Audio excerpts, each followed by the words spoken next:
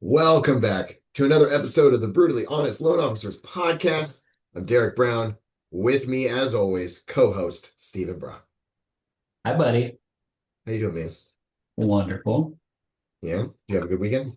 I did. Flag football season has started, so Joey is in two different leagues. This is his first time playing. He's at the school one, and First then time playing, and he's in two leagues. he's in two leagues. Like, the school has one, so we signed him Okay. up for like the NFL. The Miami Dolphins run one that's in our town, so The we signed him up. 360 thing or something. And this is they actually have an NFL flag football league. I think they play like three or four So times Joey's a in the year. NFL. He's Got in it. the NFL. He's in the NFL. Um, So we signed up for that one, and then like a couple weeks later, their school was like, "Oh, we're gonna have one." He's in third grade. I think he's always been fourth grade and up, and they're like third grade and up can do it. So we're like, "All right, well, about to find out if you really like this stuff. If you're gonna go with both." Yeah, Bennett's only 3, so he can't play football yet. Yeah, he's been wanting to, so it's kind of good for him to do. So it'll be fun. It'll be the next 6 weeks will be very busy weekends. Gotcha. Yeah, It's only a couple hours.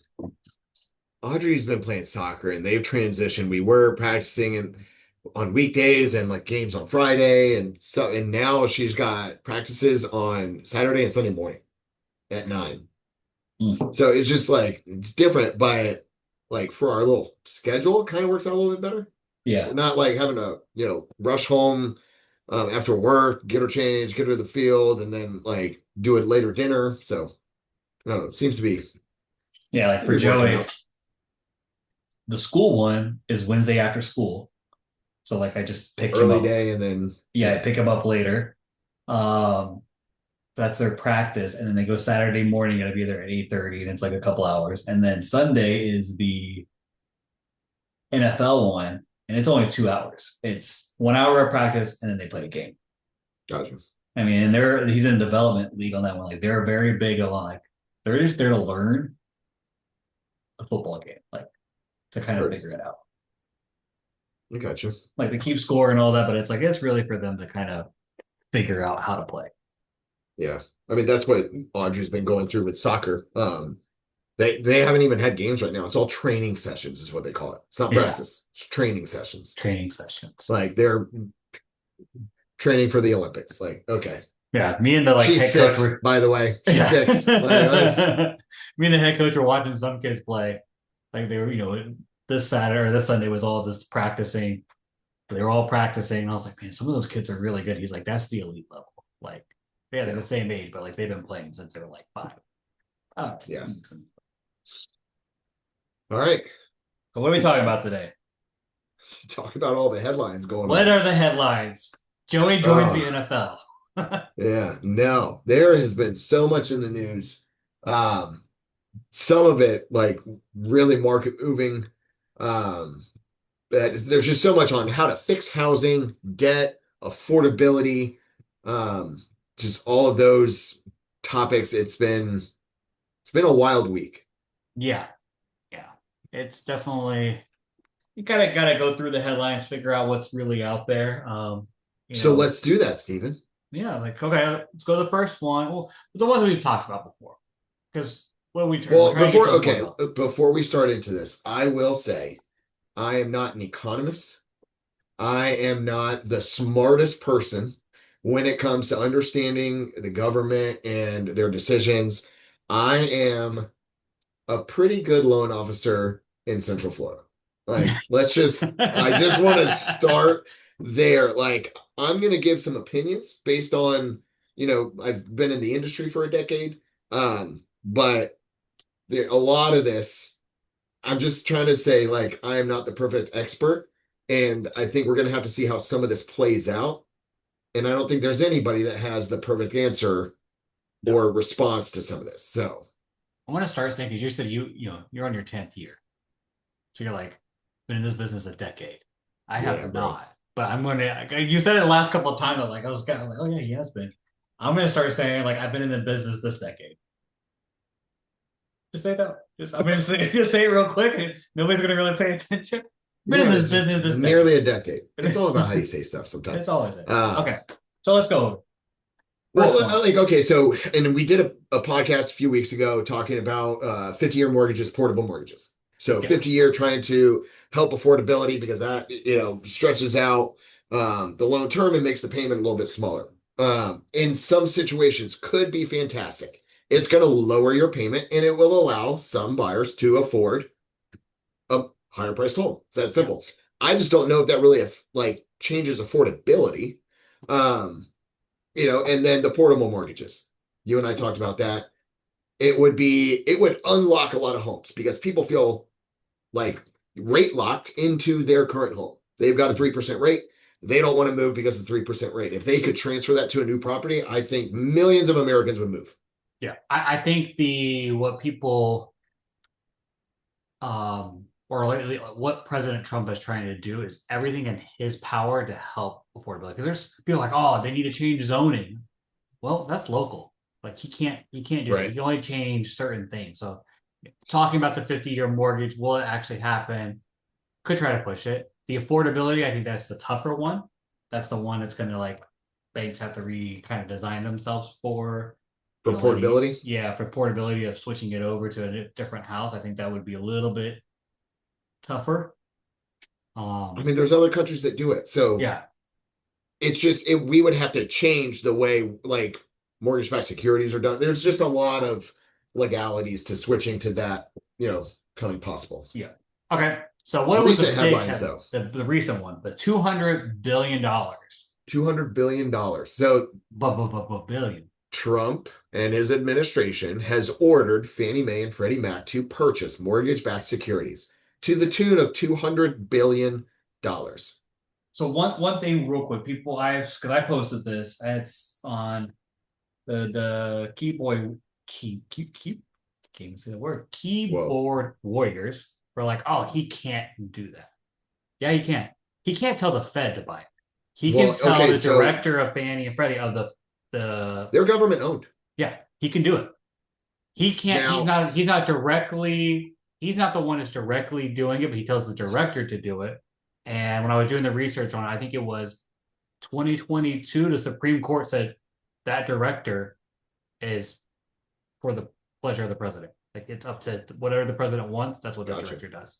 So he can legally actually do it. So we very quickly saw the market move, Mm-hmm.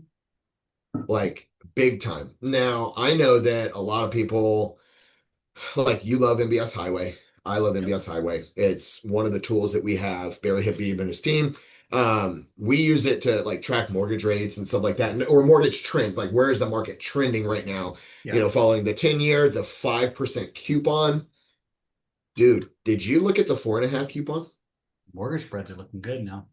The 4.5 coupon is moving more than the 5% coupon, which means a lot of people think that they will switch to the 4.5 coupon, Yeah. which means mortgage rates going lower. Yeah. So now here's the thing, like on the surface looks like a win for buyers, but let's throw in a little bit of context because Fannie and Freddie have bought mortgage-backed securities in the past. Mm-hmm. In fact, they did it, in 2008 Yeah. and had to Ooh. get bailed out because they were insolvent. Yeah.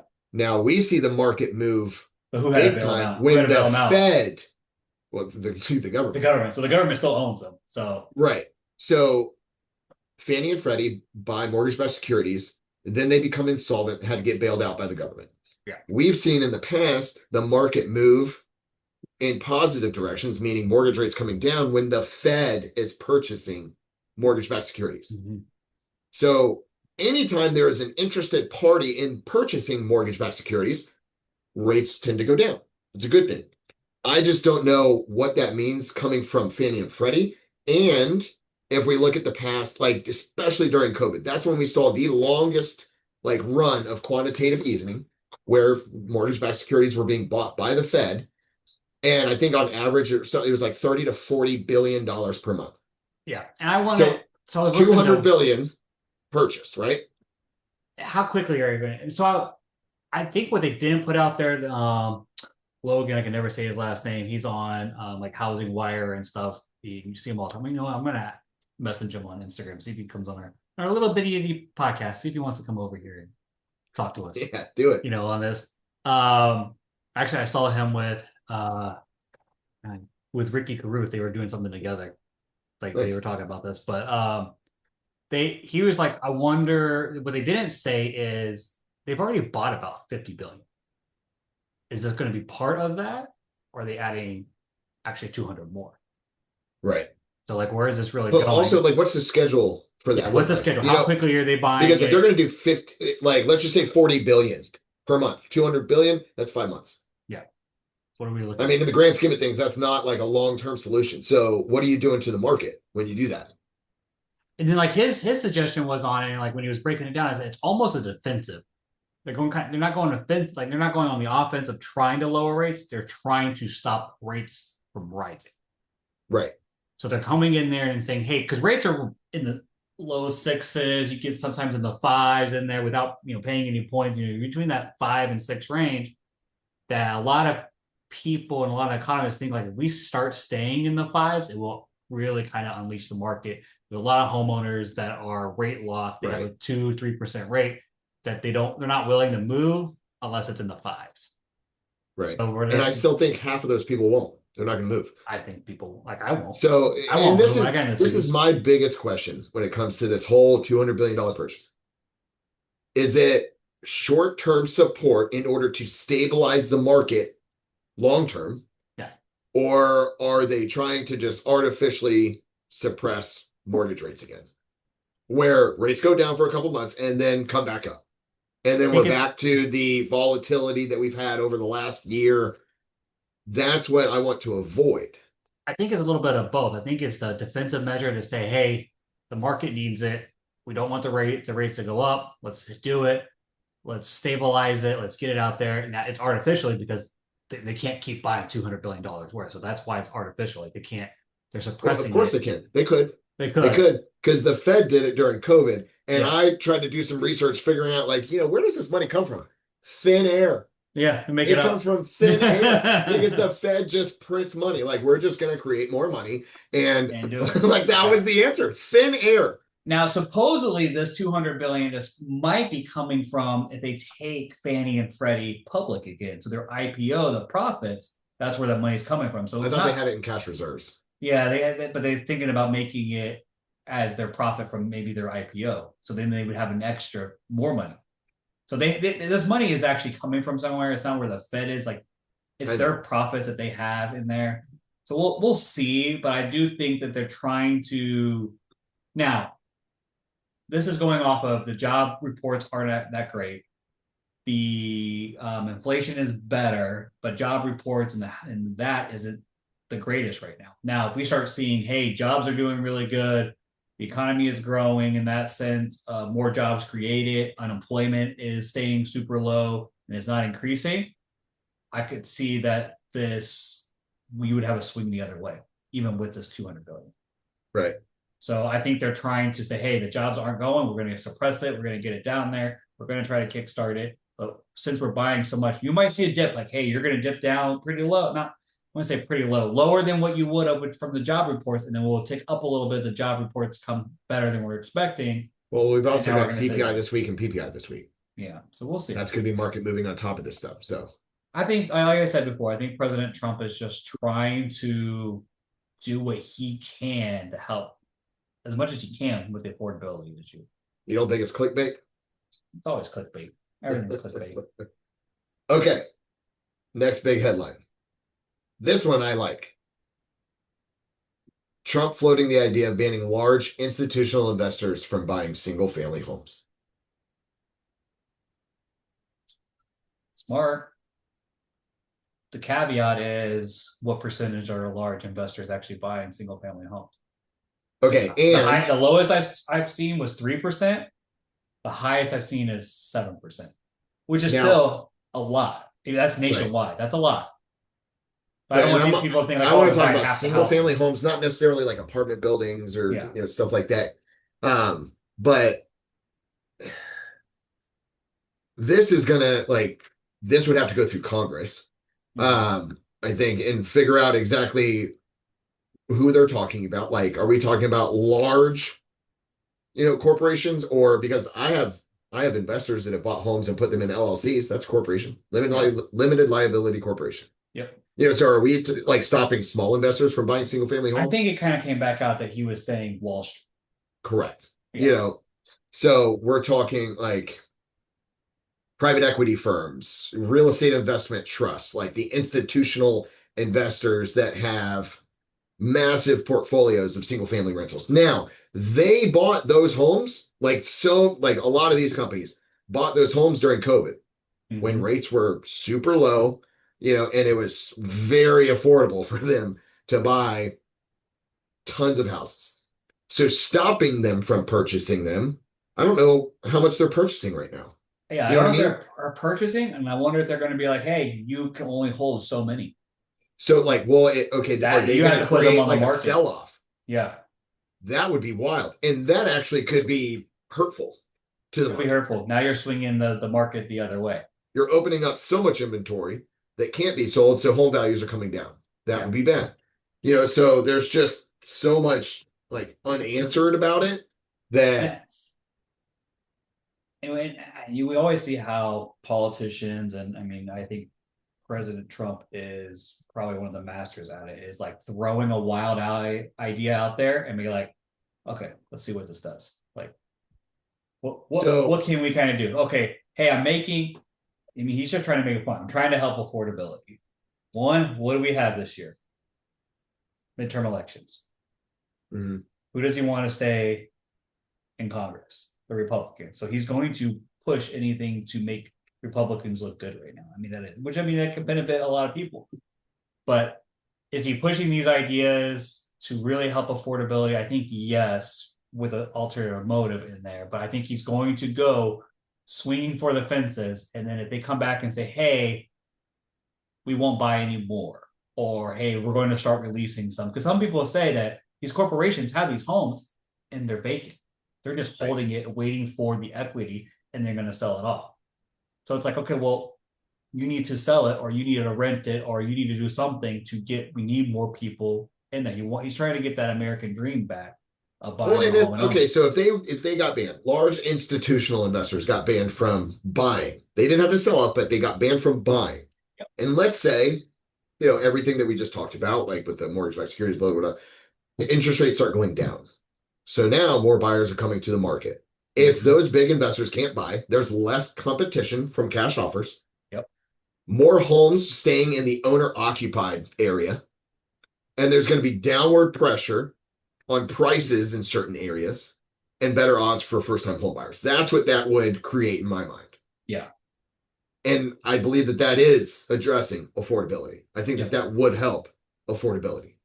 It's just how we're going to go. I think he's pitching it out there, trying to figure it. But it starts with one tweet, and then people are like, oh my God, let's figure out what he's talking. And I just like, if we're going to talk about it, like, let's put together a plan and know exactly what they're referring to. Because especially what else do we have this year? The Fed chair is going to change. We know that he doesn't like Powell. We know that he's going to change with something. So we'll probably start seeing him float names out there and just kind of see what does the market do? Oh, I put this person out there. Oh, the market likes that. Maybe I should look at keeping that person in there. So I think he does it for one way to see how the market is going to react, and then comes up with, okay, that makes sense, comes up with a plan and does it. Because I think he did the same thing with the 50-year and then the portable mortgages. And the market didn't really react too much to it, besides talking points.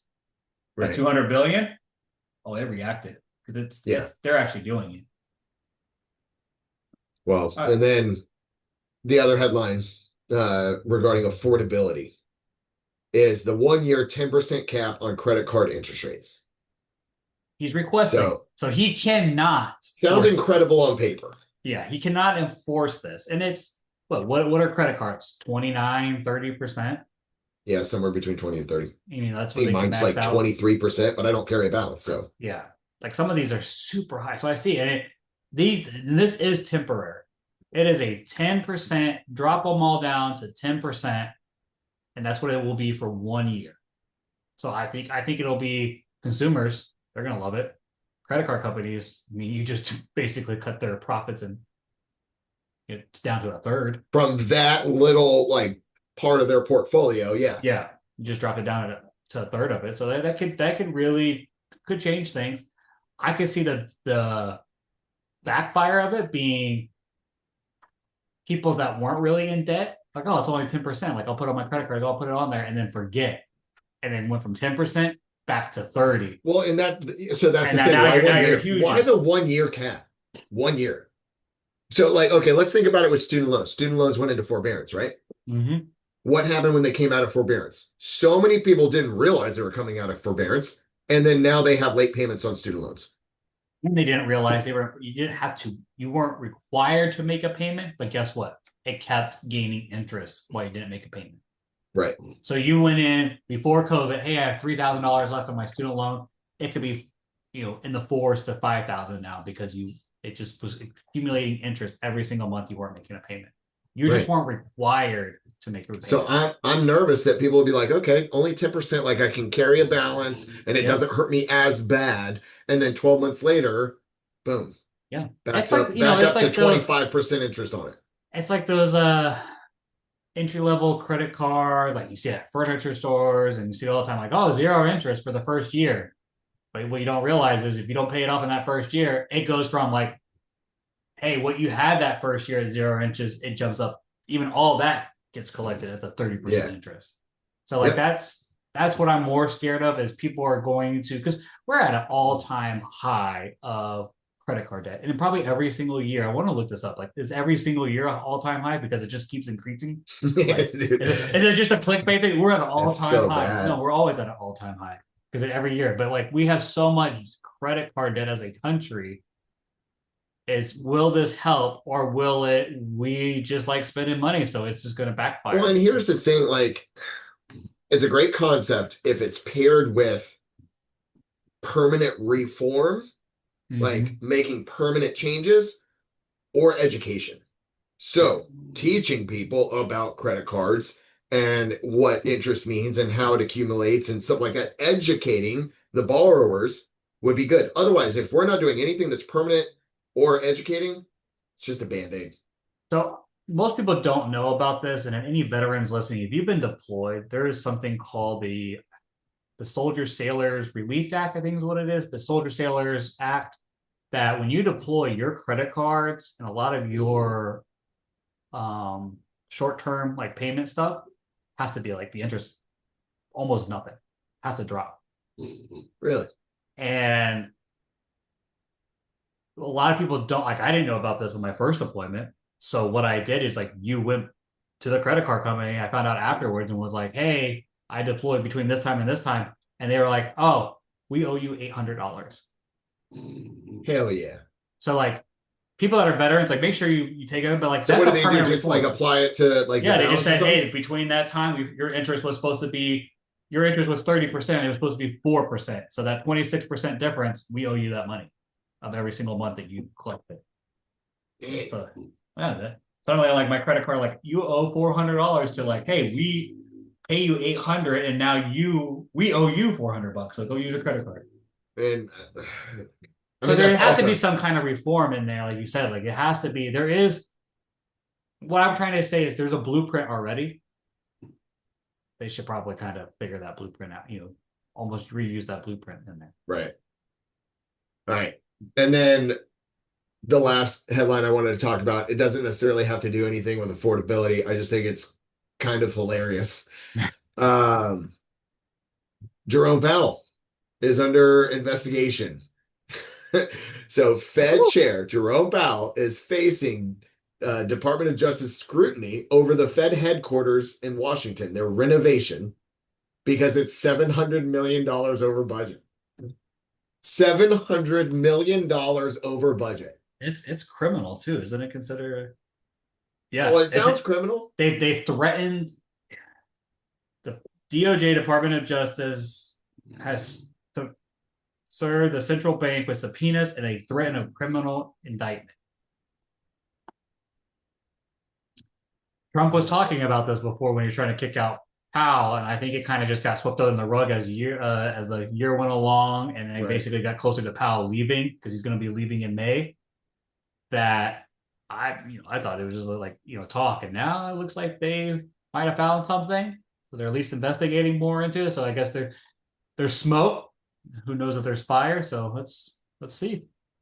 Yeah. I I mean, don't know, just $700 million over budget. Come on, man. Like, that's a come on. what percentage is it? I don't know. Wild. What was the budget? What was I the don't know. It's it that I mean, because even think about it, okay, if your I think budget it was was like 2 something billion, but 2 billion, so you're still 30%, 40% over your budget. Like that's ridiculous.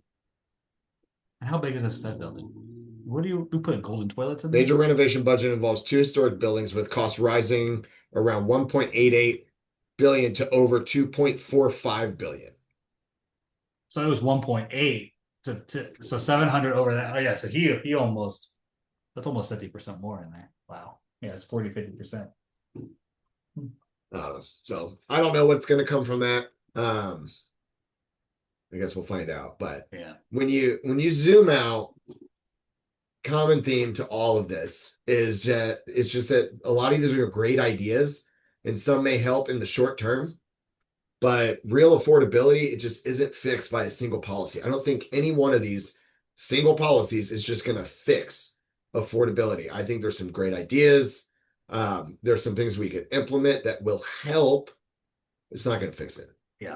I think the 200 billion isn't really short. It's short term in the sense of like it's going to help bring rates down. But when rates get lower, usually values start increasing. And therefore that gap is basically going to dwindle itself away. I think our real issue is insurance. At least here in South Florida, insurance is ridiculous. You have the wage gap growth. Like the wages have not grown. It seems like a lot of these companies are making a lot more profit, but the wages people are getting paid is not as much. Or at least the inflation that we're having to pay with the wages that we currently have is what's really hurting people. So I think they're trying to fix as much as they can and putting ideas out there. Will they work long term is the real question. Or are we going to stick with what we always done, where the Fed swings one way of all their stuff and like, oh, open up all the markets. Let's buy $40 billion worth of mortgage bonds every single month. How long did they buy them for? Did you just find that out? What, during COVID? Yeah, like was it like 2 years, bro? Yeah, buy 40 billion, everything. And then what did they do? They went way the other way and saying like, oh, we're gonna lock everything down. Like they just go back and forth. There's no middle ground, it seems like, but I don't know. I'll say this. Ignore all the noise and just focus on what you can control. Yep. Your credit, your budget, your timeline, your strategy. Those are things that you can control. Yeah. I mean, and what we're predicting is that 2026 is going to be a good year. Mortgage rates, they're right now lower than they were all last year. So I know that there were people that got pushed out of the market during COVID. Like we're gonna wait. We were trying to buy, but we got beat on these offers and blah blah blah. If you're one of those people and you still haven't bought and you're thinking about buying it this year, do it now.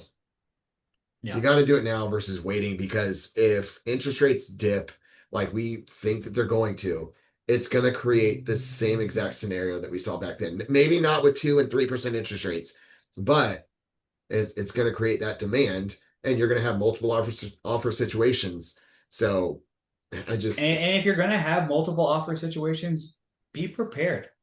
Like Derick and I at the company we work at, we have these TBD loans, to be determined. So we basically underwrite the loan. So we do everything on the borrower side and say, hey, all you need to do is find the house. So when you're making the offer, there's no real loan contingency anymore. Hey, get an appraisal, make sure the house is worth what it is. But as the client, as a borrower, you're good. You're already underwritten, good to go. So when you are making multiple offer, in a multiple offer situation, your offer is really, really strong.